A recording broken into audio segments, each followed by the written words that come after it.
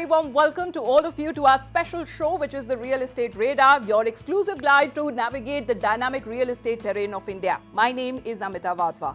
Now, real estate plays a pivotal role when it comes to shaping the urban landscape of India. The real estate industry, which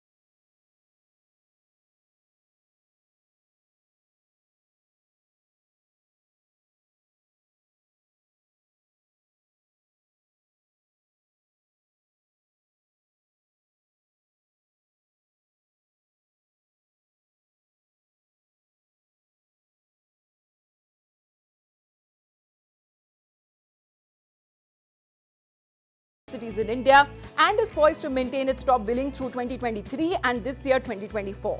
Pune and Hyderabad are expected to follow suit with relatively better home purchase affordability index that scores in 2024 as compared to last year 2023 and the remaining similar levels to 2022 as well.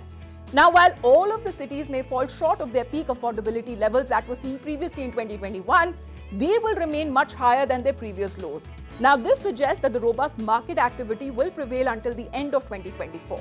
Now, these findings show that the real estate market is witnessing a resurgence of affordability and which is offering hope and opportunities for both the buyers and sellers alike. Now, to understand further, I have with me distinguished panelists. We have Rohan Sharma, who is the Senior Director, Research and REIS, JLL India. We also have Chintan Patel, Partner and Head, Building Construction and Real Estate, KPMG in India. Well, hello, and thank you very much for taking out your time and speaking to us here. Well, Rohan, first question to you, because let's directly dive right in. How do you see, Rohan, when it comes to the current real estate trends impacting the market dynamics in these cities? Look, when you're talking about residential real estate, this was, as how we put it, a bonanza year for the markets, right? We've never seen these kind of sales figures. The markets were at an all-time high in terms of total sales activity, selling over 2,72,000 units this year. And that's, 25% higher than the peak that was seen even in 2010. So the last peak was 2010. Even last year, if you look at it, the markets were very close to the peaks, right? But so, the activity was at an all-time high. I think it's kind of funneled by two or three things. One, as an economy, we've been doing really well, right? To put a correlation, if you look at our office markets, there's a substantial amount of net absorption, values that we have recorded this year.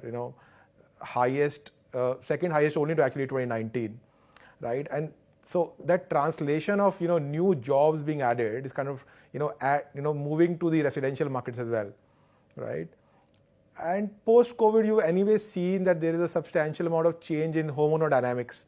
A lot of people want to buy homes.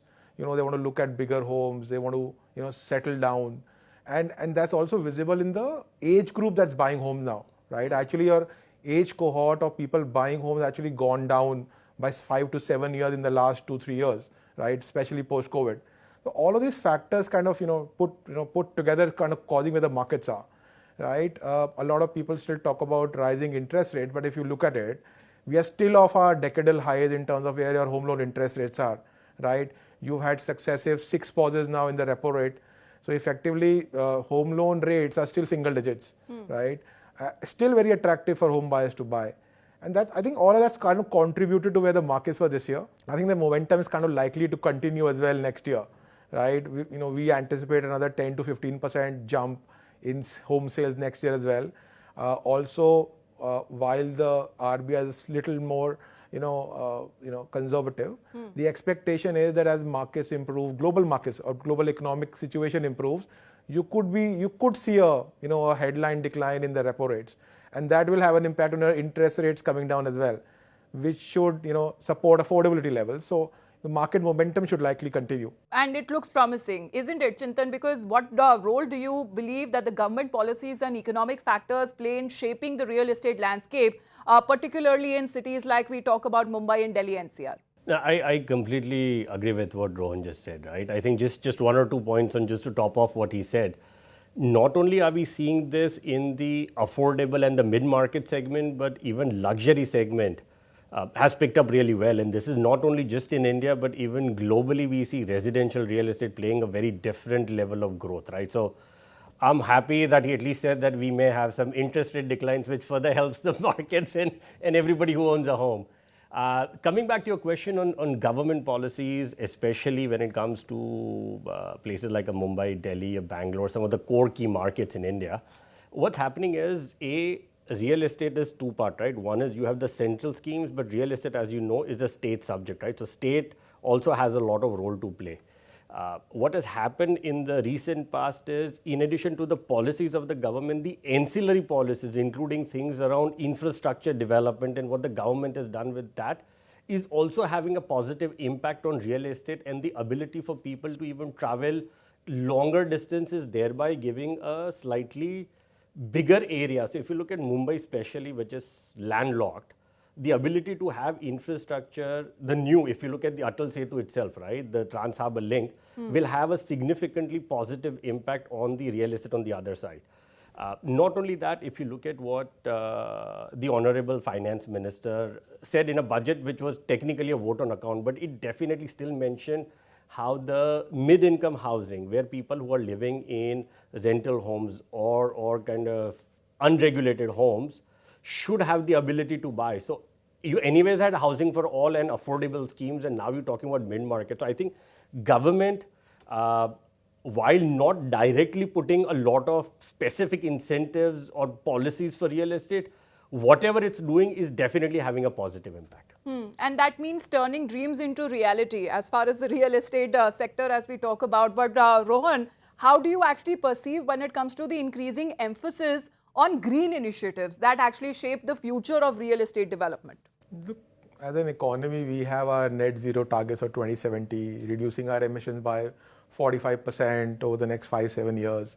Right? When you're looking at all of those numbers, effectively real estate, which contributes 38% of all global greenhouse emissions in the globally and in the country as well, you cannot have a situation where real estate doesn't keep pace with those net zero targets or those green targets, right? We are already seeing that a substantial amount of work happening on the commercial side. That's more institutionalized. So you also have a lot of global landlords, you have a lot of global occupiers who have their own net zero targets, pushing for a lot of greening of real estate, right? In the residential space, it's still a little slower, but the emphasis is very clear that a lot of the importance by developers now is being put on creating homes which are more energy efficient, right? Not just smart, but efficient in terms of energy consumption, water consumption, recycling of water, somehow being able to use green energy. And I think even your home buyers are quite interested in projects like that. I think that kind of sensitivity towards living, reducing your own carbon footprint, it's kind of percolated at an individual level, right?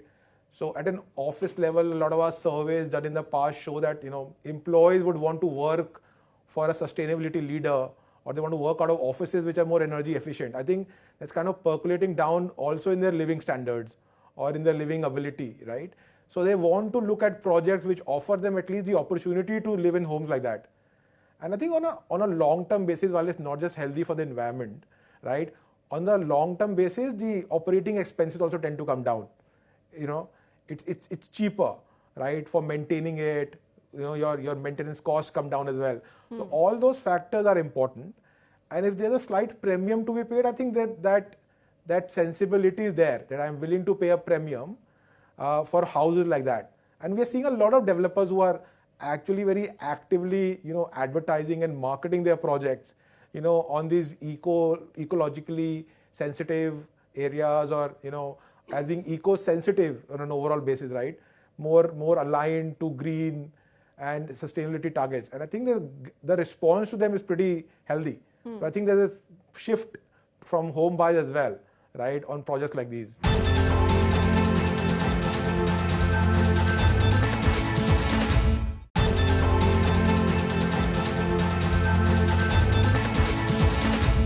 Chintan, especially if we talk about the rise of shared spaces and community-centric living, what in your thought, as we talk about innovative approaches, can the developers actually take to cater to evolving home buyer preferences?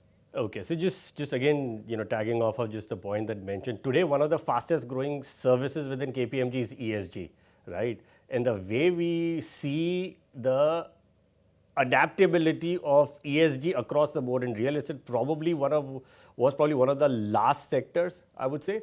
But the adoption is just happening at a very, very fast pace, especially on the commercial side, where both the tenants and even the financing institutions are asking for them to adhere to ESG standards. And that's a positive thing. I thought I'll just kind of leave that on the table.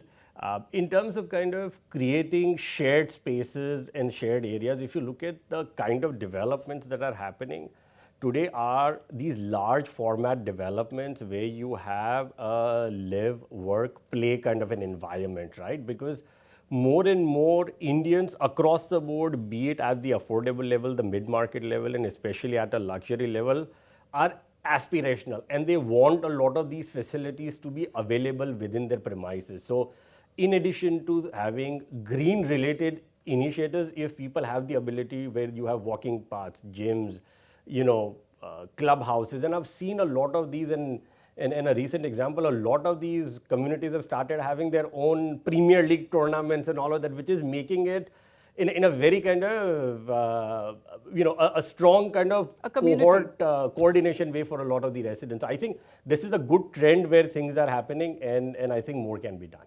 Absolutely. That would be like, a city within a city itself. The kind of, we're looking at such in the real estate sector and the preferences of the people. But Rohan, how does the Home Purchase Affordability Index, or as we call it, the HPAI, influence decision-making process for both the home buyers and the developers in real estate market? Our analysis shows that, the maximum sensitivity of home buyers is towards interest rates, right? Prices are one side of it. Budgets is one side of it, but interest rates are very sensitive for home buyers as a deciding factor, right? Per our analysis on the HPI, it was at its lowest in 2013. It hit its peak in 21.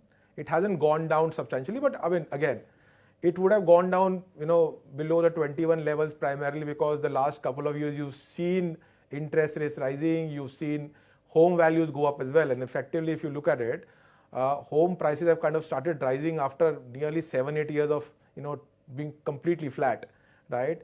It's so affordability is kind of gone down a little bit, but again, it still remains pretty much at a very high levels compared to where it was in 2013, right? So still within range for most buyers.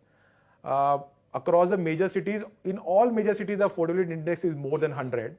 And when I say more than 100, effectively means the available income for people in those cities allows them to easily buy a house and probably more, right?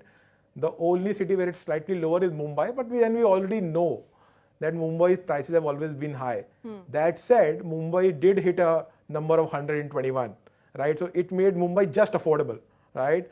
The expectation again is the same. Next year, if you do see some sort of reduction on headline, interest rates, this affordability level will keep, they'll track back to where 21 was, right? Effectively making all markets again very affordable, right? And kind of works well for the markets. And, prices have risen double digits last couple of years, year on year, across most markets, right? Charges have gone up as well, but then so have income levels, right? We don't tend to look at it in that perspective, that income levels for the home buying public have also gone up. So from that perspective, affordability will still continue to remain quite healthy in the market, right? No, because Mumbai and affordable home is quite an attractive combination, isn't it, Rohan? But if we talk about the key trends or developments when it comes to the real estate market, Rohan, should viewers be aware to make informed decisions about property investments? What's your take on that? Look, there's a slight difference between what's affordable versus what is the affordability, right? Now, affordability will vary according to your income levels, right? Affordable is effectively, targeting the EWS or the LIG segment, primarily apartments which are smaller or compact and of a certain price range, right? Of course, informed decision making is crucial. We are already seeing a lot of the information asymmetries are now gone, courtesy RERA. A lot of information is available online, right? Buyers are, very well informed today, right? I mean, you cannot take them for a ride at all, right? RERA or no RERA, the kind of due diligence that they do at their own end, irrespective of whatever they are buying or whatever price they are buying at is great, right? It is important, it is critical, and you see it every day, right? I am not just looking at buying what I need, I'm also looking at buying what's smart for me, right? Does it fulfill my need for the next 5 years? Am I looking at a starter home? Am I looking from an investment perspective? The considerations are diverse, and so are the decision-making, matrices for everybody, right? And you see it across cities, right? The buying sentiment is kind of also driven a lot by that decision-making, right? Where I am buying is not just driven by pricing; it's also driven by like Chintan said earlier, transportation links. How far or how close am I to my workplace? Am I closer to economic hubs? Right, that's critical as well. If I'm far from economic hubs, does the place I'm looking to buy, does it have the right kind of transport links? If not today, then in the next couple of years, right? All of that is kind of piling into the whole decision making.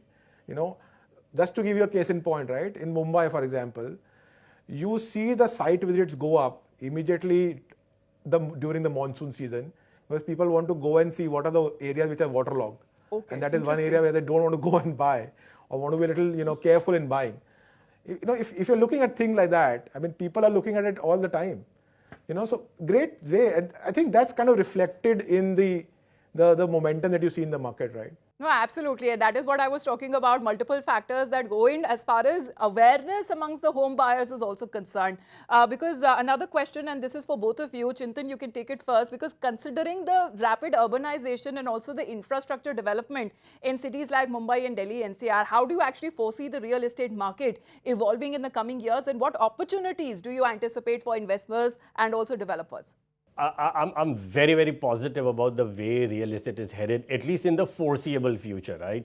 At least the 3 or 5 year cycle, if I look forward, the kind of infrastructure, and taking Mumbai as a case, an example, and even when I go to tier 2 cities, look at what's happening with Ahmedabad, look at what's happening with Jaipur, look at what's happening with Indore, Bhopal, Surat, Coimbatore. I go across India, and your tier 2 city infrastructure is also equally good.